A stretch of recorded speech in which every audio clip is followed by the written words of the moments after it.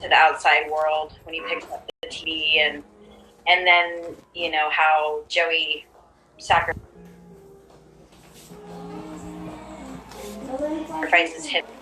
himself just to calm the situation by admitting that he's taking her pills. And I mean, that was a very intense scene in so many ways. Yeah. How many cans of soda did you have to drink on the shoot? I don't even know. Me and my soda, and then how it all comes down to that. He just kept the soda. Totally. Rain, what was your favorite scene to shoot?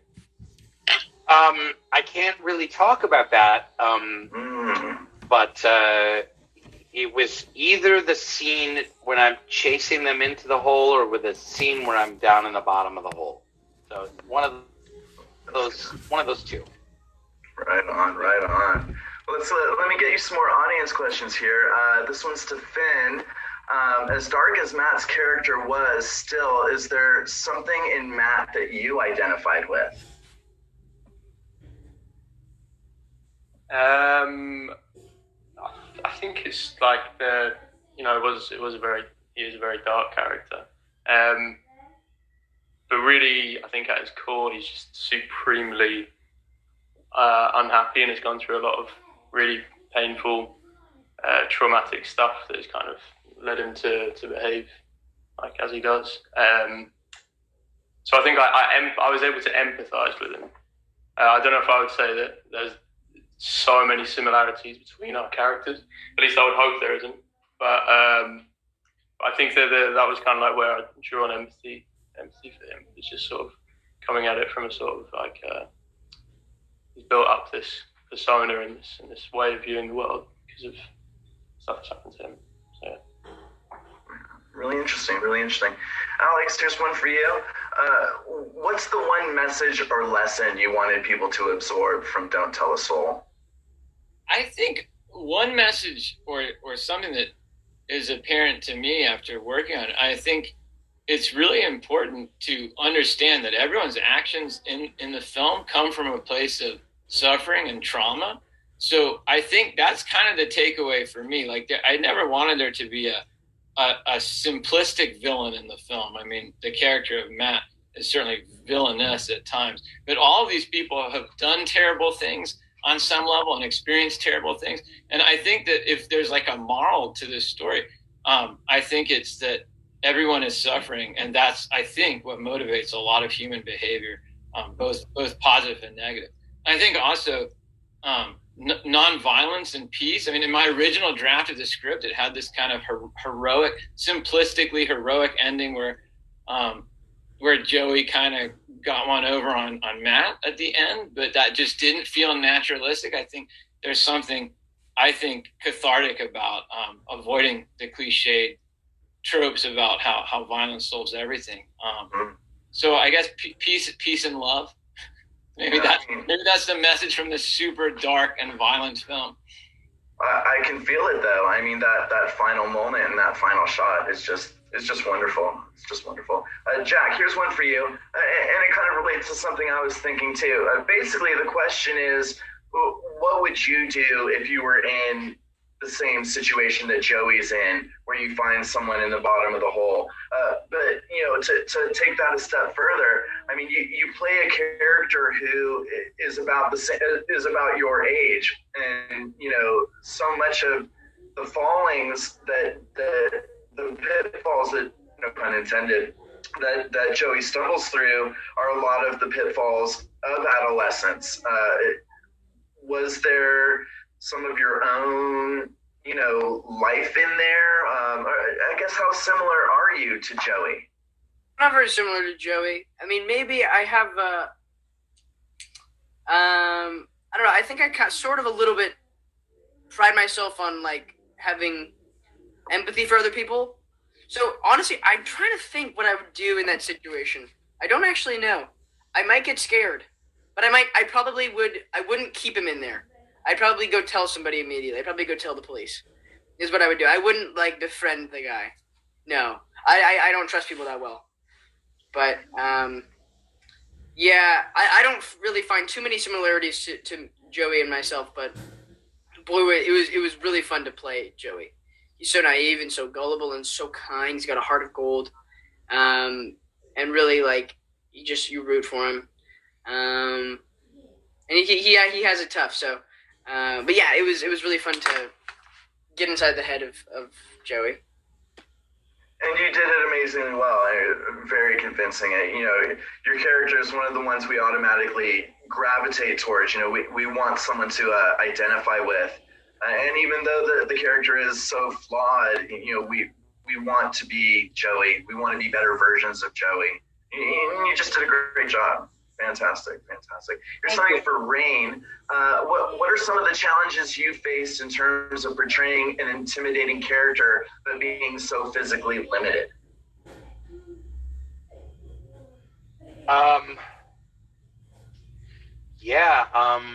That's a great question. I had never really thought about that. I didn't really think of the character as being physically intimidating or even intimidating at all, but he's got a lot of different layers. This is a very hard character to have a Q&A about, because if people haven't seen the film, I don't want to talk too much, but I think all of these characters are like fighters and scrappers and have been dealt a bum hand, and they're trying to make their way in a really violent world.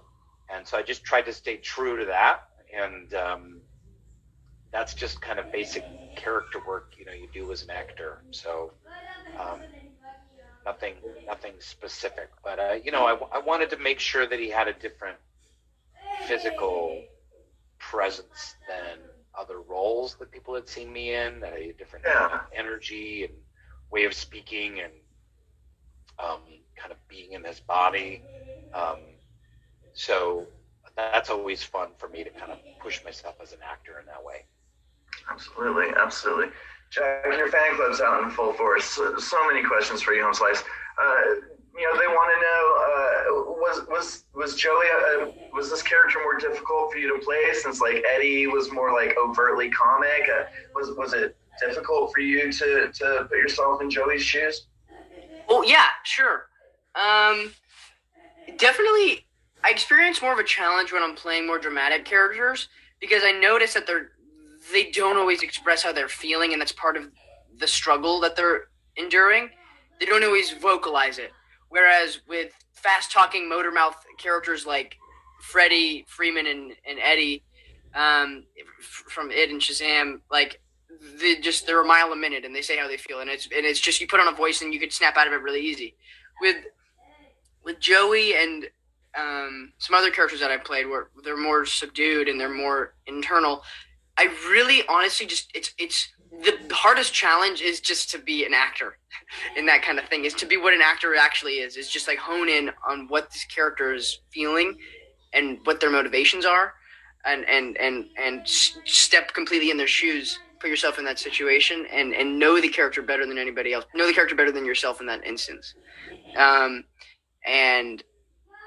the link to my acting classes is in my bio. Nice. I'm kidding. No, I don't take acting classes. I've never taken an acting class. Sign me up. I would take your acting class. You have to RSVP. So. Fantastic. Here's one for you, Mina. What did you do to get into character? Oh, geez. How to put it into words. Sometimes I have no words. I mean, I had worked on a film before this where I'd played a real life person who was dying, struggling through and dying from a 5-year battle of cancer. So ironically enough, I felt like here I am again. I think it's so many things that go into the mix. I do, not to go against your technique, Jack, or wherever you went. I do sometimes draw from, my own life experiences, and I actually have known someone that passed away from lung cancer and, physically experienced it. So I think I always, keep that in mind, and definitely applied, some of what I had seen to Carol. But, again, like I said, there was so much that was given that I felt it made it very easy for me. There's one other film that I'd worked on in my career where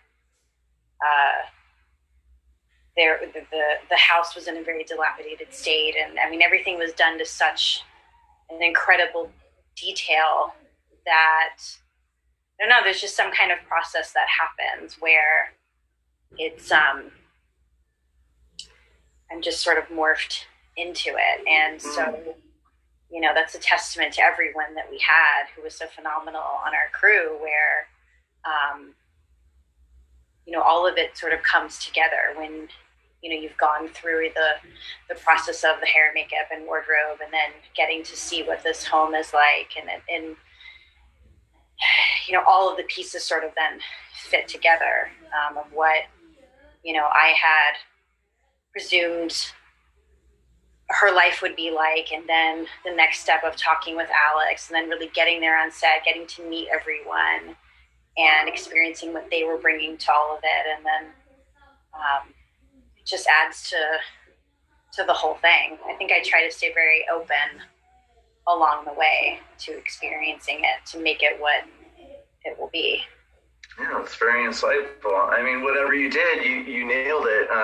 Like I said, I think I described your character as the X factor of Don't Tell a Soul, and she really is, and you just did an amazing job, Carol. Such a wonderful character. Here's a question for everyone, and something that I'm interested in too. Can each of you just briefly describe your initial reaction to reading the script? Rain, let's start with you. Yeah, I mean, honestly, it was like, okay, interested, interesting.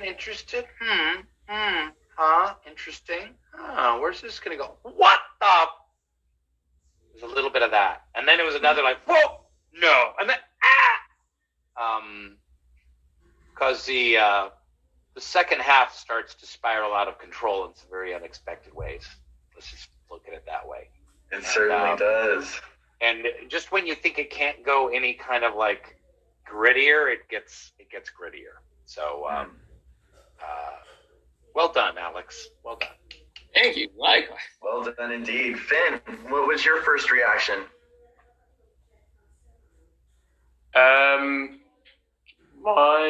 I just thought it was really unlike anything that I had read at the time. I found it really, really engaging in a kind of like quite a primal way. Like I liked that all the characters were very like, at least for Matt, I found him so kind of like base level, like instinctual, like this just horrible guy. And I all the characters read almost like animals to me. Like the way they were written was very like clear. So I was just really excited when I read it. Basically, I just called my agent straight away, and I was like, I want to try and get on this as soon as possible. Yeah. Jack, initial thoughts on reading the script? So many. Whenever I read a script, it's always kind of hard for me to read a script. It's kind of hard for me to read.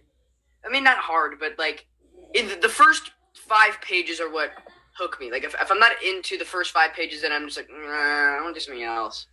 But these first 5 pages, man, the first page, I was hooked. And the thing I always look for is like the script is what compels me first. If the writing is good, then I'm intrigued, then I'm compelled, then I'm super into it. And I also like I always crave something like originality, nuance. And the story was so new and fresh and unique, so unique. I've never heard of anything like it before. It's so specific, and that's what makes it so realistic, because nothing normal happens in normal life. You ever notice that? It's always stuff that's out of the ordinary. And that's what I'm so attracted to. And I think that Alex nailed that so on the nose. Is just like this, what makes this so real is that it's so shocking. And I was so attracted to the script. Yeah. Fantastic. How about you, Mina? What were your first thoughts? Well, I mean, I feel like I definitely had the same experience that Ray had. That was a perfect description. But I was also very overwhelmed with gratitude that they had come to someone like me, you know, in consideration of Carol. That really, it really meant a lot to me because it's the type of roles that I enjoy playing the most, that are so transformative, and something that I feel like I put a lot of effort into pursuing throughout my career. So to just have simply been thought of to play someone like her, it really meant a lot. I was really excited. Awesome. We're nearing the end of our hour You were together. so great, Mina. You did such a good. great performance. It was really beautiful. She did. She knocked it out of the park. I mean, you all did. You were all really fantastic. As we approach the end of our hour together, I want to give the last audience question to Alex, because it's really interesting. Someone noted the religious elements of Don't Tell a Soul, and they're wondering, did you use religion to kind of offer insight into these characters, or were we really just supposed to see it as a means for Hamby to manipulate Joey? I think, for me, I think it's, without getting too deep into this story, I definitely think it becomes a tool of manipulation that Hamby employs at certain parts.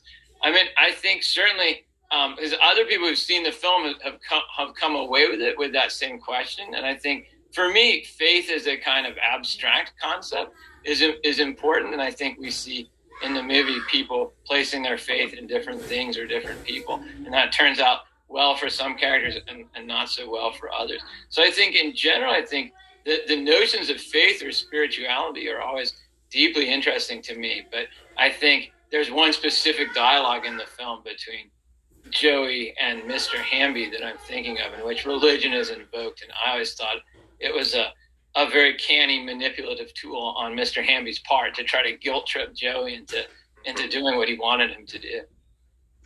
Very true. You know, the line that really stuck with me was the one spoken by Finn's character, you know, God went his way and I went mine, okay. You know, and I think a lot of people can relate to that, about just feeling like, you know, you were raised to believe in God, but if God lets this stuff happen, then we're just not on the same page, you know. Well, that's a great point. And growing up in Texas, I mean, there were multiple churches kind of on every street corner. They would be like, you know, on either side of the street. So religion is infused into some of the culture in some of these places. And so Kentucky was not dissimilar. So I think, yeah, it's the ideas of God and really weighty issues of morality, I think weigh on the minds and maybe prey upon the minds of some of these characters. Yeah, absolutely. It's been so much fun chatting with you guys. I feel so lucky to have had the opportunity to moderate this panel. Don't Tell a Soul, I honestly believe, is going to be the first great horror movie of 2021. Where can people see it, Alex?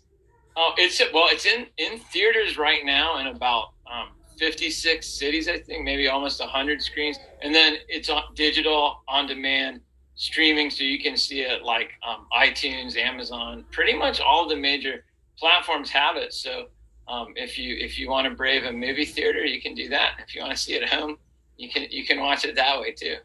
And there are some drive-in events I know happening, so people can look for those. It's in Los Angeles. We got very lucky because the theaters are not open in LA. So in Los Angeles, it's playing at the Arena Cine Lounge drive. Mm-hmm. We love them, actually. Dre's doing an event with them for Psycho Gorman next weekend. Oh, cool. But yeah, we love Arena Cine Lounge. We're glad to be able to give those guys a shout out. Yeah. Well, fantastic. I want to give each of you a chance just to give me some final words, final thoughts about Don't Tell a Soul, and whatever you're working on next. Ladies first. Mina, what are you up to?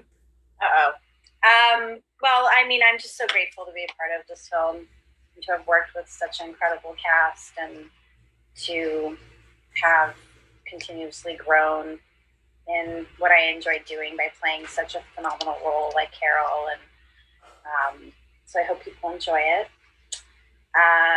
And I was able to work on a film in October, which was really lovely, about Ronald Reagan and his life. So I got to play Jane Wyman, which was another highlight and a beautiful experience. And now I'll just focus on my birth. Oh, fantastic. Well, congratulations on that as well in advance. 2021 is going to be a great year for you no matter what because of that blessing, and we're all just so happy for you. Thank you. Yeah, absolutely. Finn, give us some final thoughts about Don't Tell a Soul and tell us what you're doing next. Yeah, same as me. I'm just really, really grateful to have been a part of it.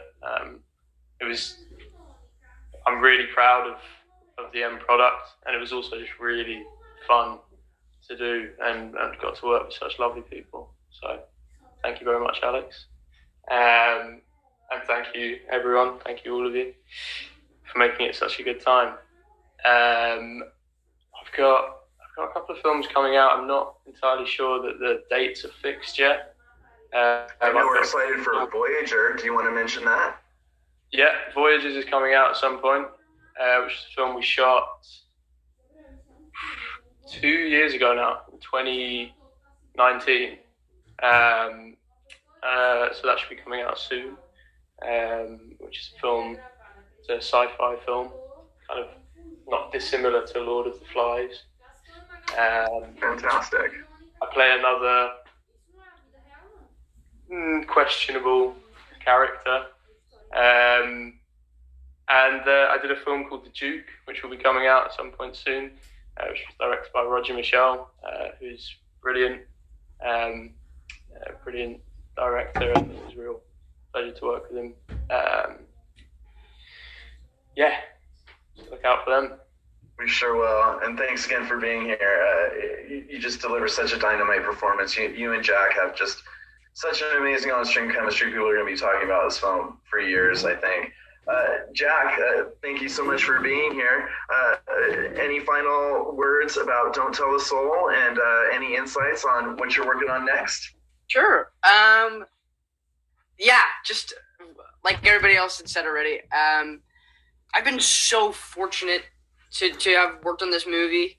I haven't been acting in front of a camera for that long, but like I've gotten some of the greatest opportunities, and I can't even pronounce how thankful I am. Like, seriously, and to work with such talented actors, and to work with such great writers and directors such as Alex, and even the producers, Mary Kay Poe and Chris Mangano, and everybody involved. Everybody, seriously, it became a family. And in the final product, I'm proud. Like, I think everybody else is too, of what we all created as a whole, as an ensemble, as a team. You guys should be. So, yeah. And in terms of stuff coming up, I wish I could gloat more, but like everything, I guess the majority of stuff is pretty like, the majority of stuff's like confidential stuff. I mean, the only thing I can really talk about is Shazam 2, but. Well, what about your Jaw Harp? You gonna be doing a Jaw Harp album? You gonna play us out? Well, oh, I saw you playing with it. I know this is my ocarina. I just found this like during this interview. Oh, yeah? Rain should play his bassoon. I don't know if you guys caught it.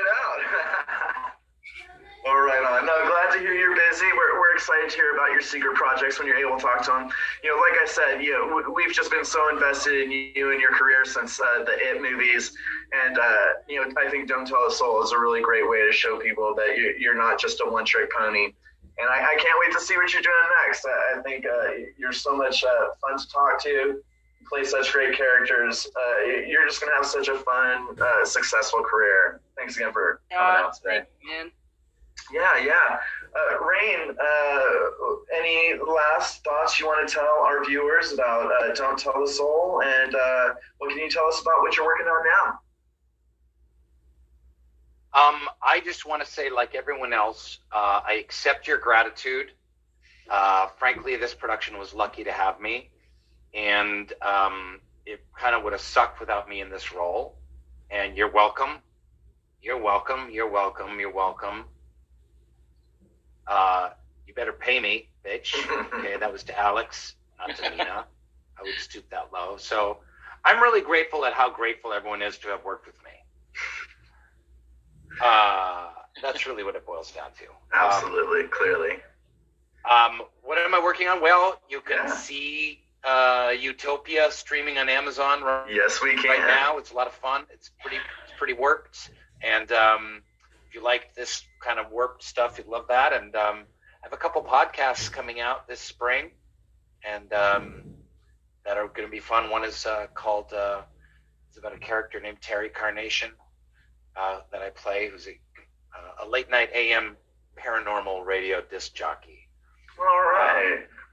And it's pretty fun and pretty freaky. So that'll come out April 1st.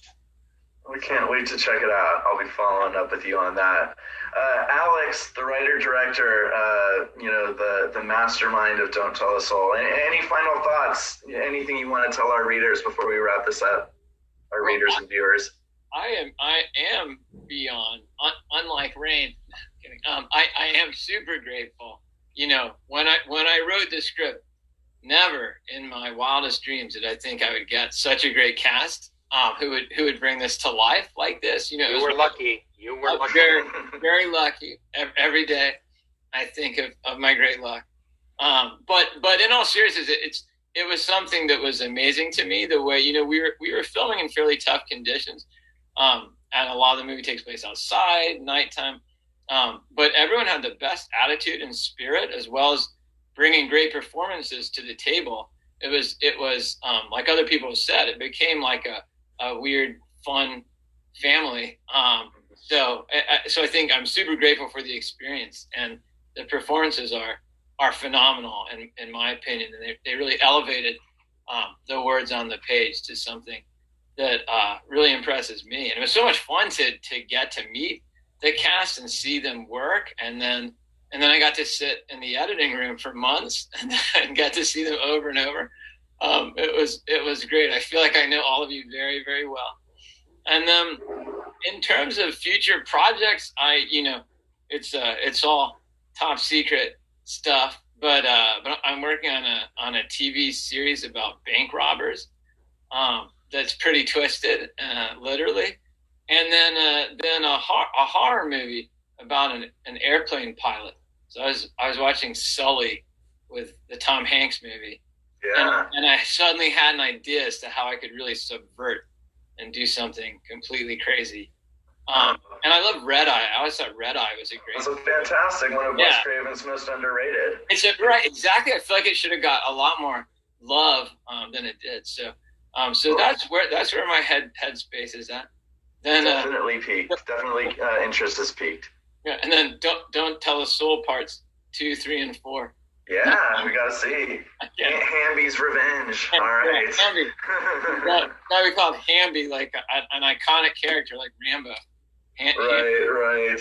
Well, again, thank you all so much for being here. Don't Tell the Soul. It released in theaters and VOD today. I'm calling it right now the first great horror movie of 2021. You got to check it out. I want to thank the cast and writer and director for joining me today. I want to thank my team at Dread Central for backing me up on the tech side. And, it's been wonderful spending the afternoon with you all. Join us next time on another episode of Dissecting Horror and watch Don't Tell the Soul this weekend. Good night. Goodbye. Bye. Thank you. Bye.